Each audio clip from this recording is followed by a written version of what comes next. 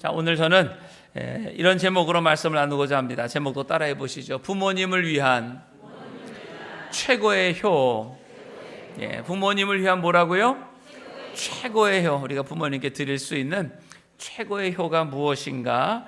자, 그래서 일제시대 때 이흥렬이라는 청년이 있었대요. 이흥렬이라는 청년이 일본에 음악 공부를 하러 갔는데 어머니에게 편지를 보냈다고 합니다. 어머니, 피아노가 필요해요. 음악 공부를 하다 보니까 피아노가 필요해서 어머니한테 편지를 보냈더니 어머니가 허리가 휘도록 솔방울을 모아가지고 그 당시 돈으로 400원 피아노 사라고 보내주었대요. 400원, 아유 뭐 400원. 그런데 요즘 피아노가 얼마인지 모르겠어요. 뭐 아무리 못해도 뭐 300만 원, 400만 원, 뭐 500만 원, 더 좋은 건 더 많이도 있겠죠. 400만 원이라고 생각해 보죠. 400만 원. 어머니가 그 당시에 지금부터 한 100년 전입니다. 아들에게 솔방울을 모아서, 솔방울, 그 산에서 떨어지는 솔방울 몇 개를 모아야 400만 원이 될까요? 그것을 모아서 어머니가 아들한테 보내주었어요.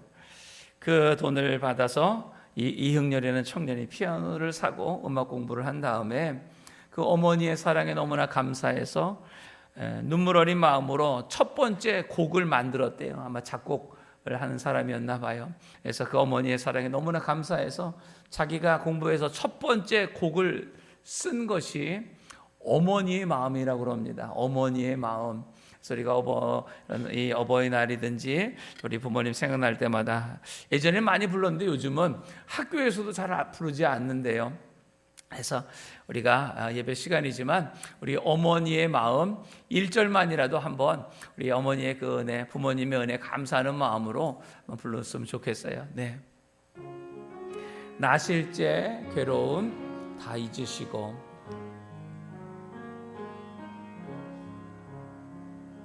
나실제 괴로움 다 잊으시고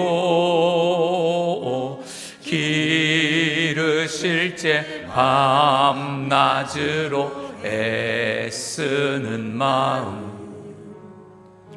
지인 자리 마른 자리 가라뉘시며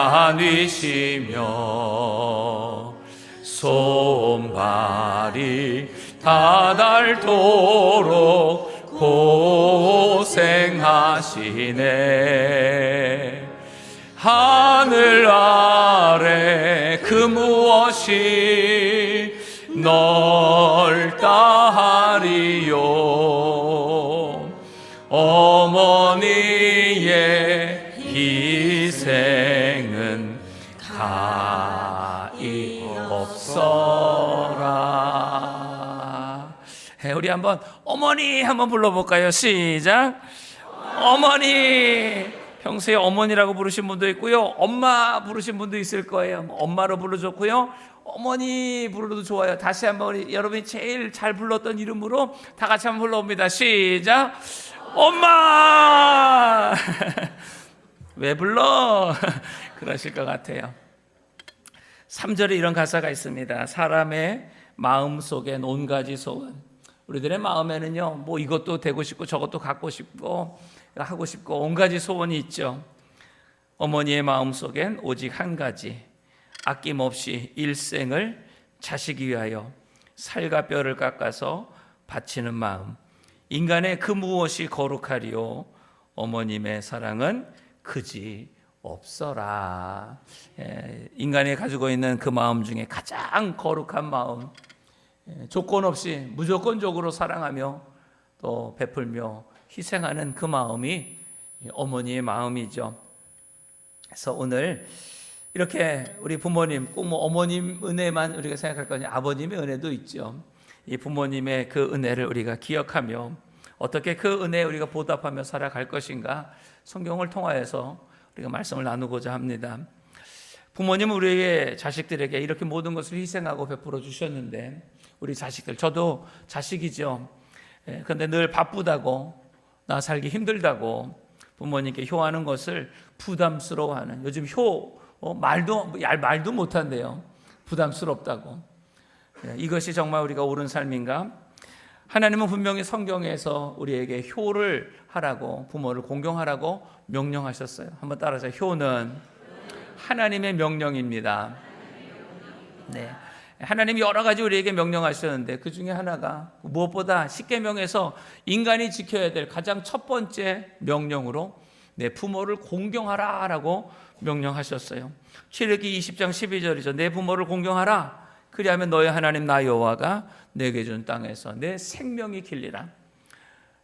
첫 번째부터 네 번째까지는 하나님에 대한 명령입니다. 계명이에요. 나 외에 다른 신을 내게 있게 말지니라. 우상에게 절하지 말라고. 내 하나님의 이름을 망령되이 것이 말라고. 안식일을 거룩히 지키라고. 이 네 가지는 하나님에 대한 명령이에요. 그리고 나머지 다섯 번째부터 열 번째까지는 인간끼리 지켜야 될 명령이에요.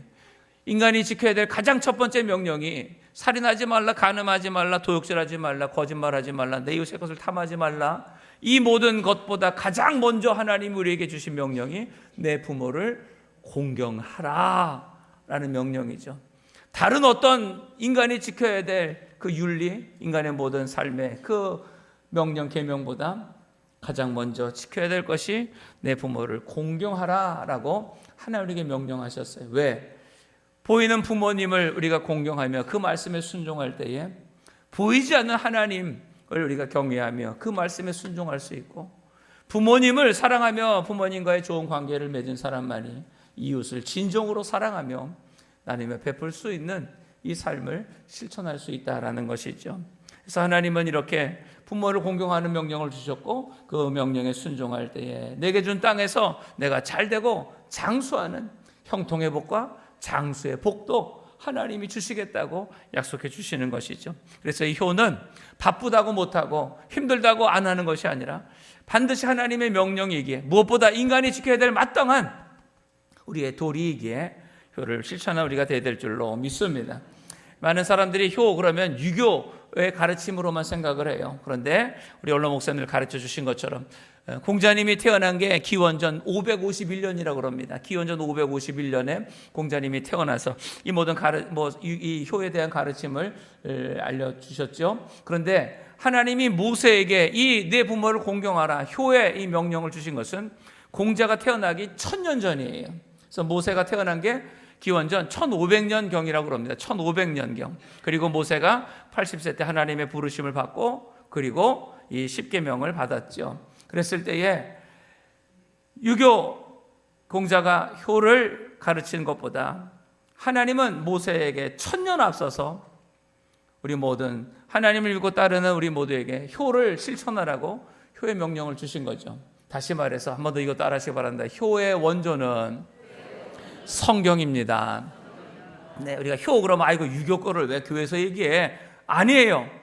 하나님이 이미 공자가 태어나기 1000년 전에 1500년 전에 1000년 전이죠. 모세를 통하여서 이 효의 계명을 주셨기에 우리 모든 그리스도인들은 더 하나님의 말씀대로 효를 실천하며 살아가야 될 줄로 믿습니다.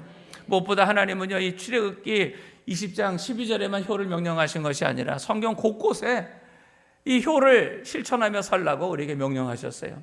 신명기 5장 6절에도 너는 너의 하나님 여호와의 명한 대로 내 부모를 공경하라. 그러면 너의 하나님 여호와가 내게 준 땅에서 내 생명이 길고 복을 누리리라. 애굽에서 나와서 첫 번째 그 신의 산에서 명령하신 것뿐만 아니라 40년이 지나서 이제 약속의 땅 가나안에 들어가기 바로 전에 다시 한번 이스라엘 백성들에게 하나님이 이 명령을 기억하라고 다시 주신 것이죠. 그리고 지혜의 왕인 솔로몬이 잠언 23장 22절에도 이렇게 말합니다. 너 낳은 아비에게 청종하고 내 늙은 어미를 경히 여기지 말지니라. 너를 낳아주신 아버지에게 청종, 그 말씀을 잘 듣고 순종하고 내 늙은 어미를 나이 드셨다고 아유 잘 모른다고 함부로 어머니 대하지 말라고, 오히려 그 어머니를 더 공경하고 더 효하라고 우리에게 명령하고 계시는 거예요. 예수님도 우리에게 부모 공경을 말씀하세요. 마태복음 15장 4절에 하나님이 이르셨으되 내 부모를 공경하라 하시고 또 내 아비나 어미를 회방하는 자, 회방하는 자는 업신여기는 자예요.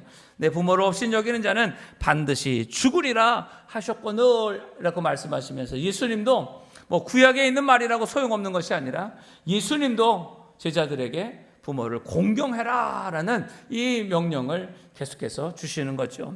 그리고 바울도 디모데전서 5장 4절, 우리가 오늘 본문 말씀 읽은 거죠. 만일 어떤 과부에게 자녀나 손자들이 있거든 저희로 먼저 자기 집에서 효를 행하여 부모에게 보답하기를 배우게 하라. 이것이 하나님 앞에 받으실 만한 것이니라. 자녀나 손자들이 있다면 먼저 자기 집에서 효를 배우게 하라는 거예요. 먼저 영어 공부시키지 말고, 먼저 수학 공부, 먼저 무슨 대학교 가는 거, 먼저 무슨 세상에서 성공하는 거, 이런 거 먼저 가르치지 말고 자녀들에게 먼저 자기 집에서 효를 행하여 부모님의 그 은혜에 보답하기를 배우게 하라. 아멘도 안 하세요? 영어 공부하라 그러면 아멘 할지 모르겠어요. 먼저 자기 집에서 부모님에게 효를 행하는 것을, 부모님의 은혜에 보답할 것을, 그것을 가르쳐서 행하게 하라. 그 다음에 하신 말씀이 이것이 하나님 앞에 받으실 만한 것이니라. 하나님이 우리 예배, 찬양, 기도 그것만 받으시는 것이 아니라 우리가 우리의 부모님에게 감사함으로 그 은혜에 보답하는 것도 하나님이 받으신대요. 이야, 우리가 부모님에게 잘하는 것 하나님이 다 보시고 하나님이 그것을 받으시고 약속하신 대로 땅에서 잘되고 장수하는 이 복을 주신다고 하나님 말씀하시는 것이죠. 이렇게 하나님의 이 모든 성경 주신 모든 말씀 가운데 끊임없이 우리 가운데 하나님만 잘 섬기는 것이 아니라 부모님을 공경하고 그 말씀에 순종하고 그 부모님을 잘 기쁘시게 해드리라고 우리에게 명령하고 계시는 것이죠. 그러므로 우리 그리스도인들은요, 다른 어떤 유교, 무슨 뭐 효경을 배우는 그런 사람들보다도, 어떤 불교, 어떤 사람들보다도, 뭐 종교를 떠나서 이 세상에 그 어느 누구보다도 하나님을 믿고 그 말씀대로 따라 살아가는 우리 그리스도인들이 하나님 앞에서 이 부모님을 공경하며 효를 더 잘 실천해야 될 줄로 믿습니다. 그래서 오늘은요, 우리가 어떻게 부모님을 기쁘시게 해드릴까, 어떻게 하는 것이 부모님을 위한 최고의 효인가, 성경에 있는 말씀을 근거로 함께 나누기를 원합니다. 첫 번째 따라하세요. 순종해요. 뭐 하자고요? 순종해요. 자, 에베소서 6장 1절에서 3절 다 같이 읽겠습니다. 시작. 자녀들아 너희 부모를 주 안에서 순종하라. 이것이 옳으니라. 내 아버지와 어머니를 공경하라. 이것이 약속 있는 첫 계명이니 이는 내가 땅에서 잘되고 땅에서 장수하리라. 자녀가 부모에게 순종하는 것, 인간의 마땅한 도리일 뿐만 아니라 좀 전에 말씀드린 것처럼 하나님의 명령이에요.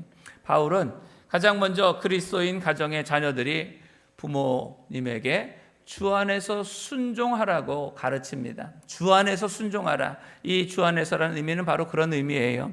만약에 부모님이 그 당시 아직 예수님을 안 믿었어요. 근데 예수 안 믿는 부모님이 야, 너 교회 가지 마, 하나님 믿지 마 그러면 부모님 말씀에 순종하려고 예수님 안 믿고 하나님 안 믿으면 다 지옥에 갈 수밖에 없잖아요.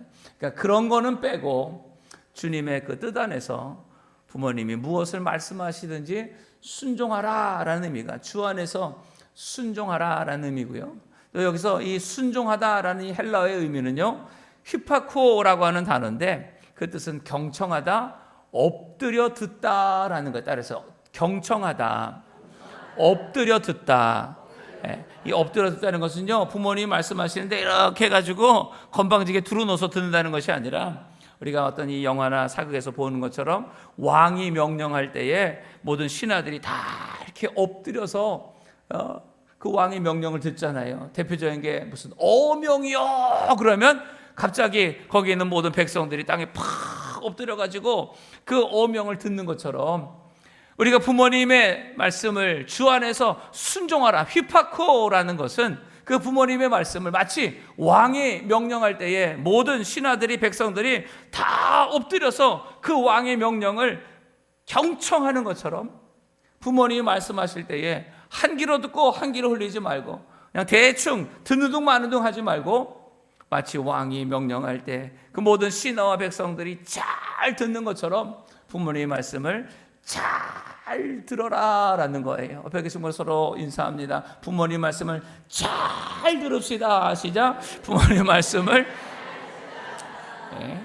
그냥 잘 들읍시다 하면 안 돼요. 따라하세요. 잘 들읍시다. 잘 들어야 돼요. 엎드려서 경청하는 마음으로 들으라고 하나님 명령하시는 거예요. 구약에서는 내 부모를 공경하라 라는 이 말이 카베드라는 말인데, 이 카베드라는 단어는요 오직 하나님과 부모님에게만 사용되었대요. 하나님을 경외하다 카베드예요. 부모님을 공경하다 카베드. 그리고 다른 어느 누구에게도 카베드라는 단어를 사용하지 않았대요. 그 말은 뭐냐? 하나님을 섬기듯 부모님을 섬겨라. 하나님의 말씀을 듣듯이 부모님의 말씀을 들어라. 하나님께 순종하듯이 부모님께 순종해라. 그 의미가 바로 내 부모를 공경하라, 카베드 담겨져 있는 것이죠. 그리고 이것이 옳은 일함. 여러분, 우리의 인생이 옳은 일 해야 돼요? 그른 일 해야 돼요? 옳은 일 해야 되죠. 부모님의 말씀을 잘 듣고 순종하는 것이 인간의 옳은 일, 마땅히 해야 할 일이라고 하나님 우리에게 말씀하시는 것이죠. 그래서 하나님은 우리에게 하나님 말씀만 잘 들어라 명령하신 것이 아니라 내 부모님 말씀, 하나님 말씀을 듣는 것처럼 잘 듣고 순종하라고 우리에게 명령하시는 거예요. 부모님이 가장 기뻐하시는 것이 무엇일까? 자녀들이 부모님의 말씀을 잘 듣고 그 말씀대로 따라 살아가는 것. 아마 부모님이 가장 기뻐하시는 것이 아마 자녀들이 부모님 말씀을 잘 듣고 살아가는 것이죠. 그래요, 안 그래요? 자녀들이 어른 말을 그냥 안 들으면 어떠세요? 속상하죠. 우리 부모가 자녀들에게 잘 되라고 말해요, 망하라고 말해요? 잘 되라고 말하는데 그 자녀가 그 말을 안 들으면 어떻게 되겠어요? 잘 안 되겠죠. 그 말을 들어야 잘 되는데 그 말을 안 들으면 잘 안 되잖아요. 하나님도 마찬가지고 우리 부모님도 마찬가지. 우리가 잘 되라고 말씀하시는데 우리가 그 하나님 부모님의 말씀을 잘 안 들으면 우리의 인생은요 잘 안 될 수밖에 없는 거죠. 그래서 늘 제가 속담 얘기하잖아요. 어른 말을 잘 들으면 어떻게 된다고요? 자다가도 떡. 내가 아무것도 안 하고 쿨쿨 잠만 자는데도 떡이 생겨 세상에. 그게 바로 복이라는 거죠. 그래서 우리의 모든 인생에 우리가 잘 되고 행복하게 살 수 있는 그 비결은 무엇이냐? 때로는 좀 이해가 안 되고 때로는 내 마음에 좀 들지 않아도 부모님의 말씀에 우리가 그렇게 잘 듣고 순종한다면 반드시 하나님의 약속대로 복을 받게 될 줄로 믿습니다. 심지어 예수님도 하나님 아버지의 그 말씀을 죽기까지 순종하셨어요. 하나님 아버지의 말씀을 잘 듣고 그리고 자기의 뜻과는 다를지라도 죽기까지 순종하셨죠. 예수님이 겟세마네 동산에 십자가에 달리기 바로 전 겟세마네 동산에서 이렇게 기도합니다. 마태복음 26장 39절에 조금 나아가사 얼굴을 땅에 대시고 엎드려 기도하여 가라사대 내 아버지여 만일 할만하시거든 이 잔을 내게서 지나가게 하옵소서. 그러나 나의 원대로 마옵시고 아버지의 원대로 하옵소서 하시고, 십자가를 지는 것은 인간의 모든 죄를 지고 하나님과의 관계가 깨어지고 끊어지는 거예요. 하나님께 버림받는 거예요. 태초 영원 전부터 하나님과 한 분이셨던 예수님이 인간의 모든 죄를 담당하고 십자가에 달려 죽는 순간 하나님과 분리되고 하나님으로부터 저주받아 이 모든 것이 관계가 깨어지는 거죠. 예수님은 육신의 고통보다 하나님과의 모든 관계가 깨어지는 것, 그것을 견딜 수가 없어서 아버지 할만하시거든 이 잔을 내게서 옮기시옵소서. 그러나 나의 원대로 마옵시고 아버지의 원대로 되기를 원합니다 라고 하면서 그 하나님 아버지의 뜻을 예수님은 끝까지 이루기를 원하셨죠. 그래서 빌립보서 2장 8절에 사람의 모양으로 나타나셨음에 자기를 낮추시고 죽기까지 복종하셨으니 곧 십자가에 죽으심이라. 예수님은 자기가 십자가에 죽기까지 하나님 아버지의 뜻에 순종하신 최고의 효자이십니다. 우리가 예수님을 구원자라고도 하고 예수님을 나의 선한 목자라고 여러 가지 예수님에 대한 표현이 있지만 그러나 예수님 하나님의 효자예요. 하나님 아버지의 뜻을 죽기까지 순종하신 이 땅의 모든 인간의 최고의 효자가 예수님인 줄로 믿습니다. 그 예수님이 아버지의 뜻에 순종하셨기 때문에 십자가에 달려 죽으신 것이고, 그 십자가에 달려 흘린 피로 인하여서 우리 모두가 구원받고 하나님의 자녀가 된 줄로 믿습니다. 다시 말해서 예수님이 효자가 아니면요, 우리는 다 지옥 갔어요. 왜? 하나님의 뜻을 안 순종했을 테니까. 그러나 예수님이 하나님의 뜻에 죽기까지 순종하심으로 우리 모든 구원이 이루어진 줄로 믿습니다. 자녀가 부모에게 순종하는 것, 그럴 때에 그 가정의 올바른 관계가 형성돼요. 그리고 그 부모와 자녀 관계가 회복될 때에 그 가정은 행복하게 됩니다. 그리고 그 행복한 가정에서 자란 자녀들이 학교나 직장이나 세상에 나아갈 때에 또 행복한 이 모든 세상을 만들어 가는 것이죠. 그래서 우리가 예전에 그런 말을 들어보셨을 거예요. 자효쌍친낙이요 가화만사성이라. 한번 따라하세요. 자효쌍친낙이요 가화만사성이라. 네, 가화만사성은 많이 들어봤을 거예요. 근데 그 앞에 먼저 나오는 말이 있습니다. 자효쌍친낙. 우리 원로 목사님들 많이 말씀해 주셔서 우리 성도님 잘 알 거예요. 효, 자녀가 효하면, 쌍치는 우리 부모님을 말해요. 아버지, 어머니가 기뻐하시고, 가화만사성, 가정이 화목하면 만 가지 일이 이루어진다. 가정이 화목하고 만 가지 이루어지기 위해서는 반드시 자녀가 효를 하여 부모님이 기뻐하시는 이런 관계가 잘 맺어질 때에 그 가정은 화목하고, 그래서 그 가정에서 자란 모든 사람들을 통하여 만 가지 일이 다 잘 되는 행복한 세상이 만들어지게 되는 줄로 믿습니다. 하나님이 우리에게 가장 인간으로 지켜야 될 첫 번째, 내 부모를 공경하라라고 명령을 주신 이유가 바로 이거예요.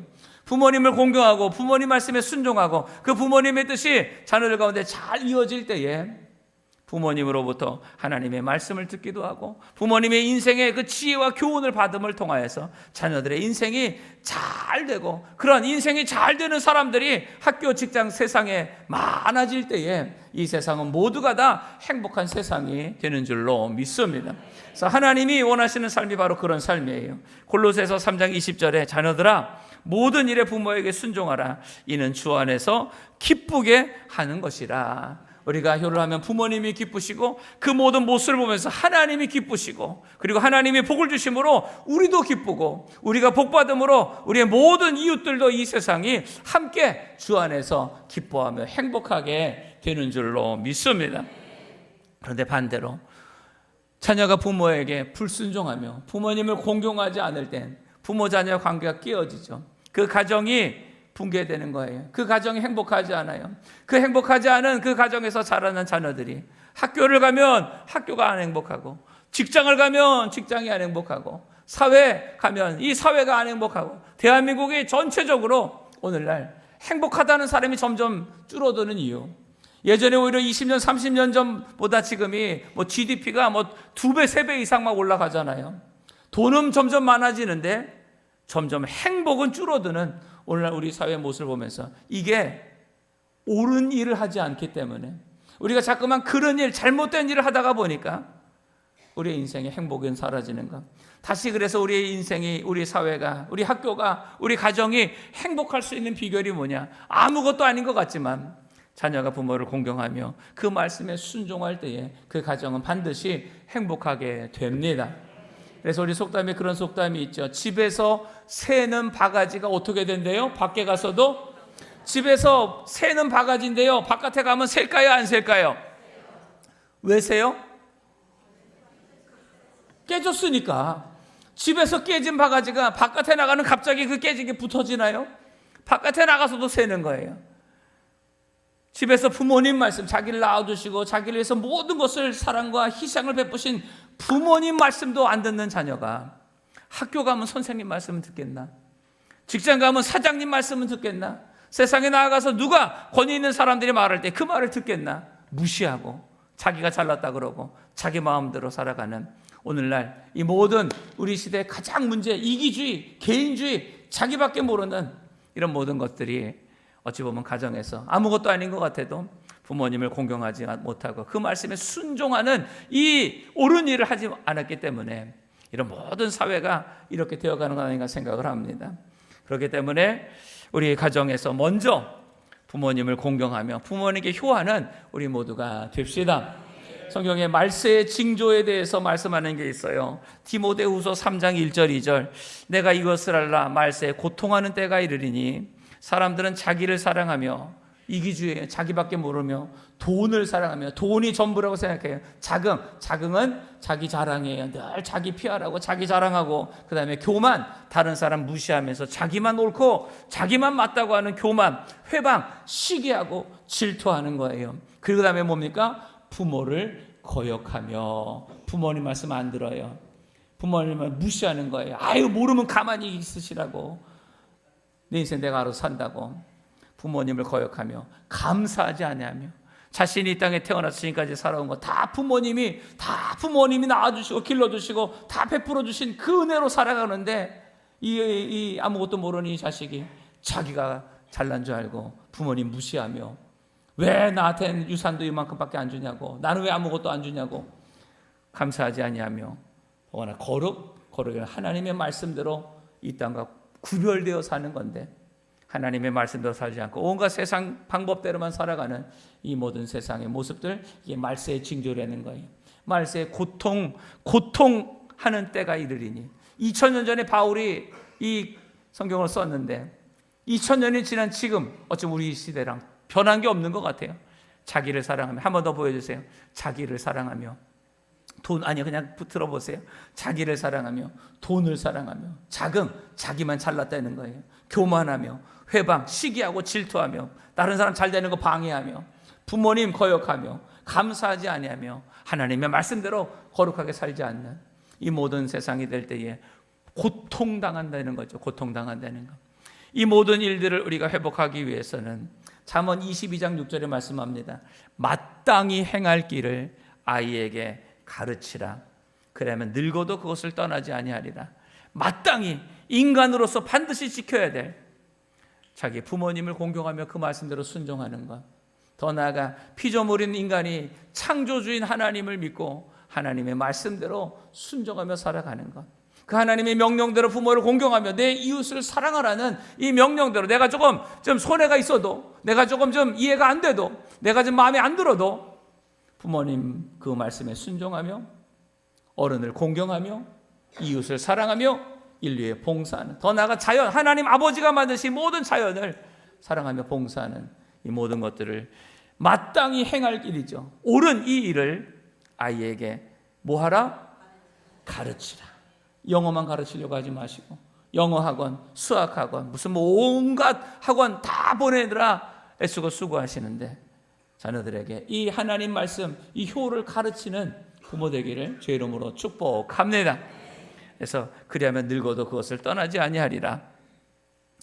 3살 버릇 여든 간다. 원로 목사님 3살 교육 여든 간다라고 말씀하셨죠. 한번 따라하세요. 최고의 가정교육은 신앙교육과 효교육이다. 네, 그래서 신앙교육과 효, 인성교육이에요. 그리고 나서 거기에 다음에 뭐 수학을 하든 영어를 하든 아이들이 잘하는 체육을 하든 음악을 하든 그 모든 것들을 잘 교육할 때에 정말 신앙과 인성과 이 모든 사회에 꼭 필요한 우리 자녀들, 무엇보다 하나님 나라에 귀하게 쓰임받는 우리 자녀들 될 줄로 믿습니다. 자, 이제 두 번째, 우리가 부모님을 위한 최고해요. 두 번째 따라서 감사해요. 자, 디모데전서 5장 4절 다 같이 읽겠습니다. 시작. 만일 어떤 과부에게 자녀나 손자들이 있거든 저희로 먼저 자기 집에서 효를 행하여 부모에게 보답하기를 배우게 하라. 이것이 하나님 앞에 받으실 만한 것이니라. 아멘. 우리는 부모님에게 정말 너무나 많은, 어찌 보면 모든 은혜를 다 받았어요. 부모님이 나를 잉태하신, 요즘 우리 젊은 우리 3040 세대 중에 많은 기도 제목 중에 하나가 잉태하게 해달라고, 여러 가지 시험관도 지금 하고 또 아이를 갖기 위해서 애쓰고 정말 노력하는 우리 젊은 부부들이 많이 있더라고요. 그냥 결혼하면 무조건 애가 생기는 게 아니에요. 아이가 잉태되는 것, 그리고 그 10달 뱃속에서 건강하게 자라가는 것, 또 건강하게 태어나는 것, 그리고 또 건강하고 지혜롭게 이 세상에 자라가는 모든 것이 그냥 돼요? 그냥 안 돼요? 그냥 되는 건 아무것도 없어요. 다 우리 부모님의 그 사랑과 수고와 희생과 입덧 많이 하신 분도 계시죠. 그 입덧을 참아가며 그 무거운 몸을 이겨내며 그리고 어떻게 해서든지 이 뱃속에 있는 아기 더 좋은 거 들으라고 좋은 말만 좋은 거 먹으라고 좋은 것만 먹고 좋은 생각만 하고 어떻게 해서든지 이 자녀가 건강하고 행복하게 살아가기 위해서 저 태어나기 전부터 기도하고 가져서도 기도하고 태어날 때도 기도하고 그리고 자라가면서도 기도하고 애쓰고 수고하며 그 모든 부모님의 은혜로 우리가 이만큼 사는 줄로 믿습니다. 그 모든 것을 우리가 다 받았다면 얼마나 부모님의 은혜에 우리는 감사하며 살아가야 될까요? 더 나아가 부모님은 나에게 생명을 주셨어요. 생명을. 이 땅의 생명과 함께 영원한 생명도 부모님이 우리에게 주시는 분이죠. 그래서 원로 목사님이 늘 부흥회 가면 물어보시는 거 있어요. 여러분 천국에 어떻게 갈 수 있습니까? 다시 좀 물어보죠. 여러분 천국 갈 거 믿으십니까? 그럼 어떻게 천국 갈 수 있습니까?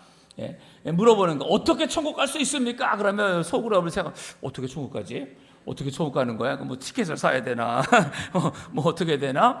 제일 떠오르는 게 예수 믿으면 천국 간다. 그래서 성도들이 예수 믿었어요. 예수 믿으세요. 그럼 목사님이 또 물어보신대. 여러분 어떻게 해야 천국 갑니까? 그러면 예수 믿었어요. 그러면 네 맞습니다. 또 물어보신대.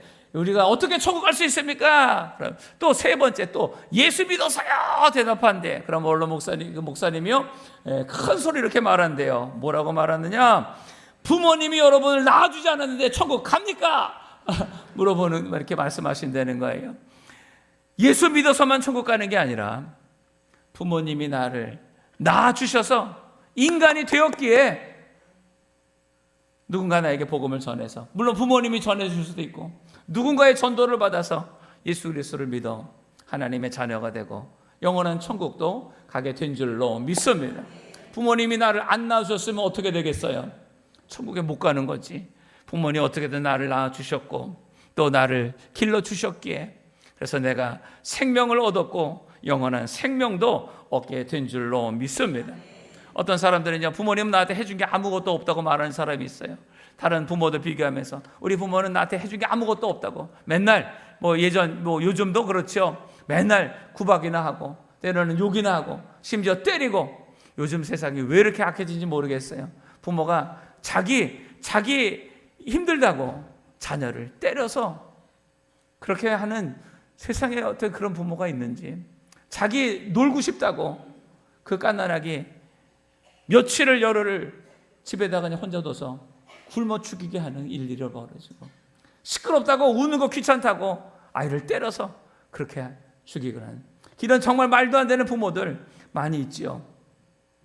그런데 우리 부모님들 정말 나를 이렇게 지금 이만큼이라도 잘 자라서 사람같이 살 수 있는 것 무엇보다 하나님의 자녀가 되고 주님의 나라를 위해서 쓰임받게 만들어주신 건 다 부모님의 은혜인 줄로 믿습니다.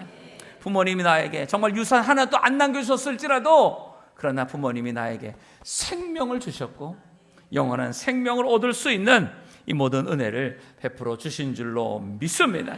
그 부모님 감사하면 아멘 합니다.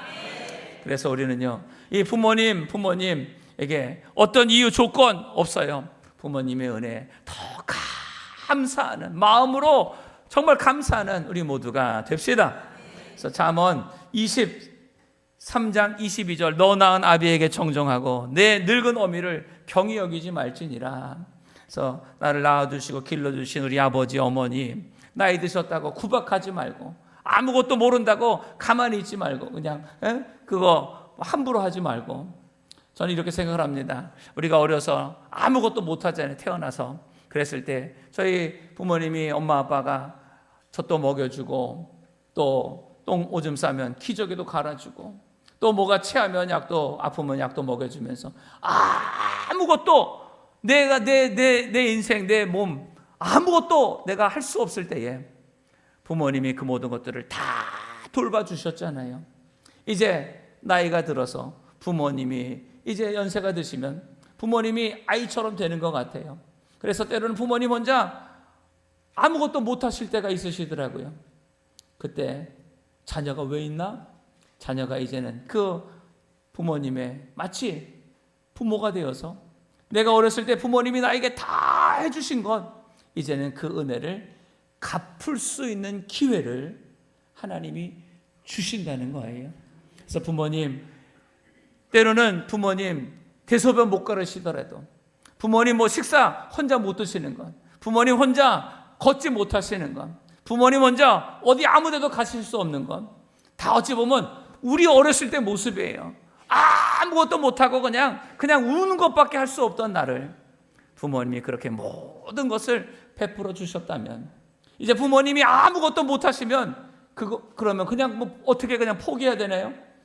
우리가 할 수 있는 만큼 내가 부모님께 그 받은 은혜 감사하면서 최선을 다하는 우리가 되어야 될 줄로 믿습니다.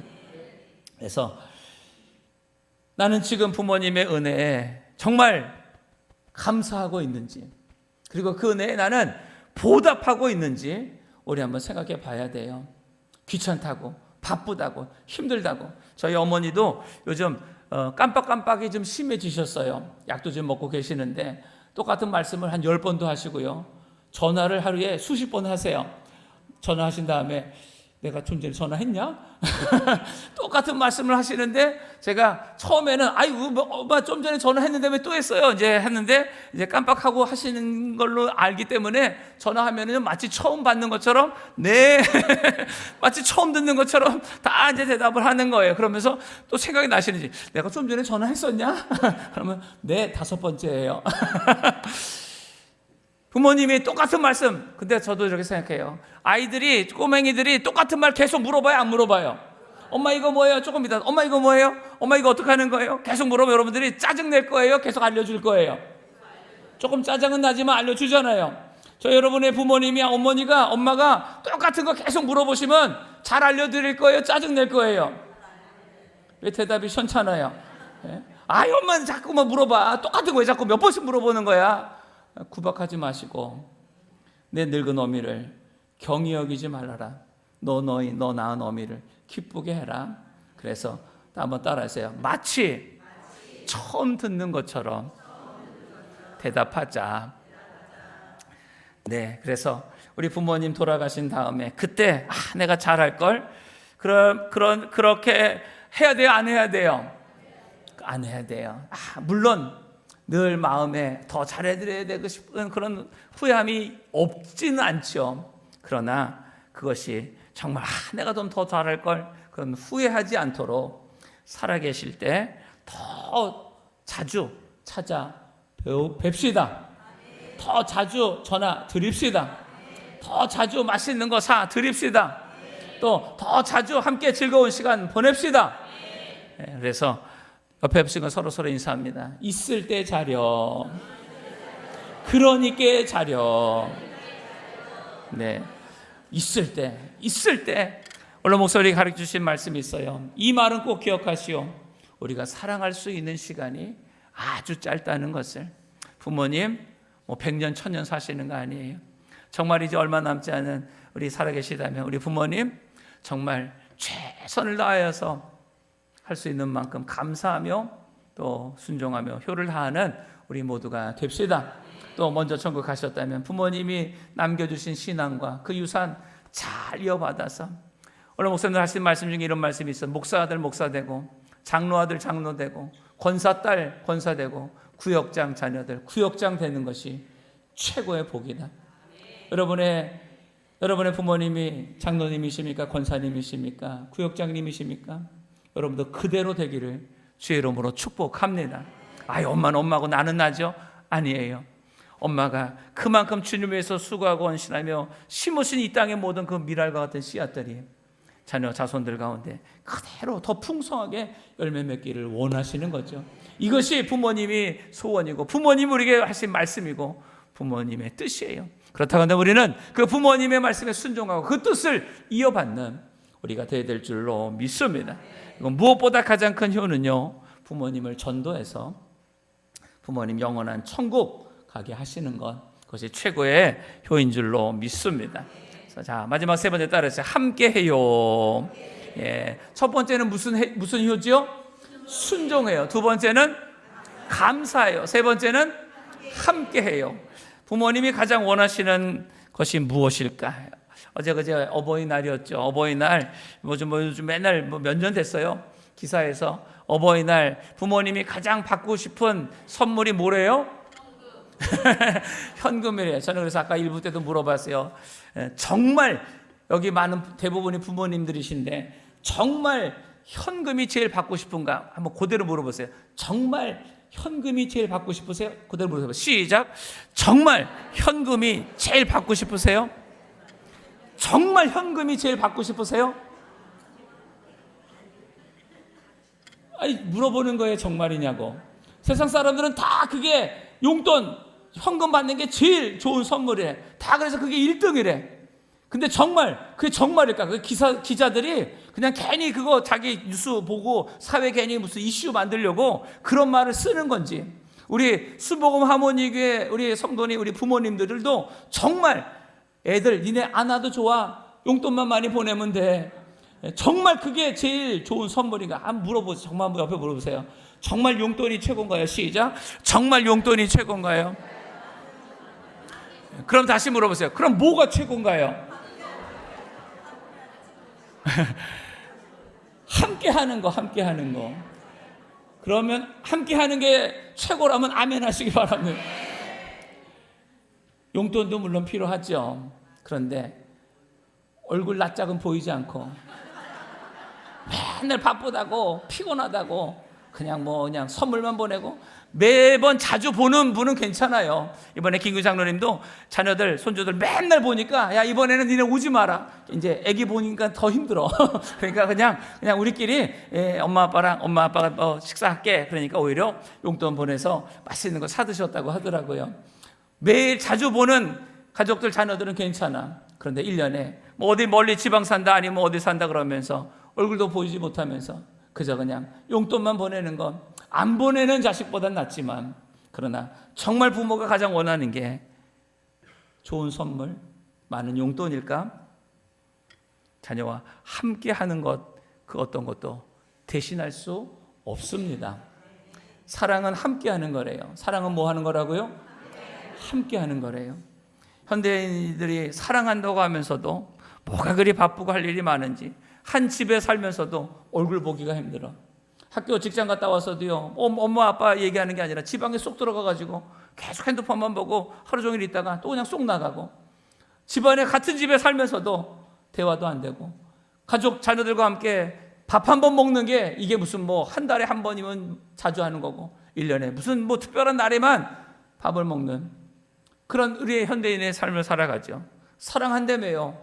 가장 사랑하는 사람이 누구겠어요? 가장 사랑하는 사람, 첫 번째 사장님, 두 번째 직장, 세 번째 누구? 연예인, BTS. 가장 사랑하는 사람이 누구냐? 다 부모님, 가장 다 뭐 가족, 다 자녀들 말하면서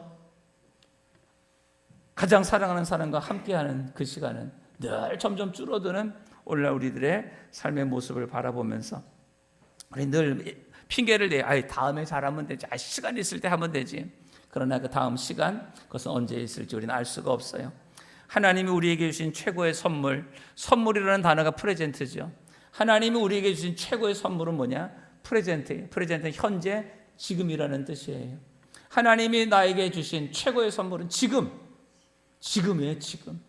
그래서 지금 내가 할 수 있는 만큼 우리 가장 사랑하는 부모님, 가장 사랑하는 우리 자녀들, 우리 남편, 아내, 우리 형제들, 우리 가족들, 또 우리 믿음의 우리 성도들 가족들 늘 함께하는 우리 모두가 됩시다. 마치 행운이라는 네잎클로바를 찾아다니려고 행복이라는 세잎클로바는 짓밟고 다니는 우리 어리석은 우리 모습을 보게 되는 거예요. 세잎클로바 그 꽃말이 행복이래요. 네잎클로바 꽃말은 행운이래요. 어쩌다가 있는 그 행운을 찾으려고 행복은 아무 의미 없이 짓밟고 그냥 살아가는, 그래서 행복하지 못하게 살아가는 우리의 모습을 보게 됩니다. 룻기 1장 16절에서 17절 다 같이 한번 읽어보죠. 시작. 룻이 가로되 나로 어머니를 떠나며 어머니를 따르지 말고 돌아가라 강권하지 마옵소서. 어머니께서 가시는 곳에 나도 가고 어머니께서 유숙하시는 곳에서 나도 유숙하겠나이다. 어머니의 백성이 나의 백성이 되고 어머니의 하나님이 나의 하나님이 되시리니 어머니께서 죽으시는 곳에서 나도 죽어 거기 장사될 것이라. 만일 내가 죽는 일 외에 어머니를 떠나면 여호와께서 내게 벌을 내리시고 더 내리시기를 원하나이다. 자, 이 내용이 무슨 내용인지 잘 모르시는 분 오늘 집에 가서 꼭 룻기를 이번 주간에 읽으시길 바라고요. 다 아신다고 생각하면서 남편도 죽고 홀로 된 어머니를 모시기 위해서 이방 여인 이 룻이 모압이라는 자기 땅에서 저 베들레헴 이방인을 개만도 못하게 취급하는 그 유대인들 사는 그 마을로 따라가는 거예요. 시어머니는 오지 말아라. 너 거기 너무 힘들다. 남편도 없는데 뭘 쫓아오냐. 오지 마. 그냥 이 모압 땅에서 다른 사람 만나서 행복하게 살라고 말하지만 이 며느리 룻은요, 아니에요 어머니. 나로 절대로 여기 머물라고 강권하지 마세요. 어머니 하나님이 나의 하나님이 되고 어머니의 백성이 나의 백성이 돼서 내가 죽을 때까지 어머니와 함께 나는 살 거예요. 룻은 자기 어머니를 봉양하기 위해서 젊은 그 나이에 자기가 누릴 수 있는 모든 것들을 다 내려놓고 희생하며 어머니를 따라온 거예요. 하나님이 이 룻을 어떻게 복 주십니까?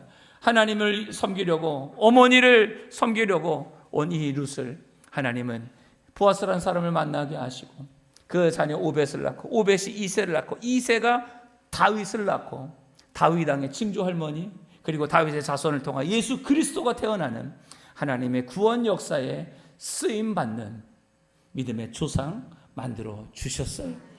오늘 우리의 인생 내가 내 행복을 위해서 내 만족을 위해서 내 유익을 위해서 내가 머리 굴리면서 온갖 것 다 찾으러 다닌다고 그 인생이 행복한 것이 아니라 하나님을 섬기며 부모님을 공경하며 정말 내가 당연히 누릴 수 있는 것 때로는 좀 손해보며 포기한다 할지라도 하나님 반드시 모든 것들 가장 좋은 것으로 이 땅에서 잘되고 장수하며 형통한 복을 주실 줄로 믿습니다. 그래서 말씀의 결론이에요. 행복해요. 따라서 행복해요. 네. 부모님을 위한 최고의 효. 첫 번째 뭐라고 말씀해 주셨죠? 순종해요. 두 번째는 감사해요. 세 번째는 함께해요. 우리가 이렇게 부모님 말씀에 순종하고 부모님께 감사하고 부모님과 늘 함께 하려고 할 때에 하나님 반드시 우리의 인생을 행복하게 해 주실 줄로 믿습니다. 그에 따라서 효를 하면 모두가 행복합니다. 반드시 하나님은요 효하는 사람을 복 주십니다. 이 땅에 형통하고 잘 되게 하여 주십니다. 여러분 형통하기를 원하십니까? 복 받기를 원하십니까? 여러분의 가정과 가문이 잘 되기를 원하십니까? 부모님께 순종하십시오. 부모님께 감사하십시오. 부모님과 함께 하십시오. 그리고 함께 행복하기를 주의 이름으로 축복합니다. 우리 모든 이 행복한 가정 함께 만들어 갑시다. 기도하겠습니다. 하나님 아버지,